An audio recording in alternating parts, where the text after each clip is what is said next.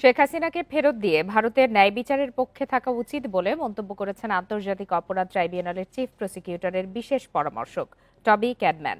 এর আগে July August গণহত্যায় জড়িত থাকার অভিযোগে আওয়ামী লীগের ২ নেতা সহ আরও ৮ জনের বিরুদ্ধে গ্রেপ্তারি পরোয়ানা জারি করে ট্রাইব্যুনাল। এই সংক্রান্ত বিষয়ে প্রসিকিউশনের করা আবেদনের ওপর শুনানি নিয়ে ট্রাইব্যুনালের চেয়ারম্যান বিচারপতি মোহাম্মদ গোলাম মর্তুজা মজুমদারের নেতৃত্বাধীন আদালত এই আদেশ দেন।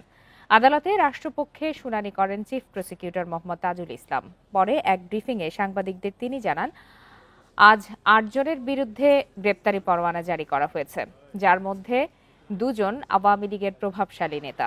তাদের বিরুদ্ধে তদন্ত সংস্থা হত্যাকাণ্ডে সরাসরি সম্পৃক্ততার প্রমাণ পেয়েছে, আর বাকি ৬ জন পুলিশ। ইন্ডিয়ার উচিত হবে যে তারা একটা বিচারহীনতার পক্ষে দাঁড়াবেন নাকি একজন মানুষকে বিচারের পক্ষে দাঁড় করাবেন। উনি যেটা বলেছেন যে আমরা আশা করি যে ইন্ডিয়া একটা ন্যায় বিচারের পক্ষে দাঁড়াবে এবং সেভাবেই আন্তর্জাতিক নর্মস মেনে তাকে বাংলাদেশের কাছে প্রত্যার্পণ করবে, যাতে করে সে এখানে প্রপারলি নিজেকে ডিফেন্ড করতে পারে। ছাত্র জনতার অভ্যুত্থানে ক্ষমতাচ্যুত সাবেক প্রধানমন্ত্রী শেখ হাসিনাকে ফেরত দেবে ভারত, আমি এমনটাই আশা করি।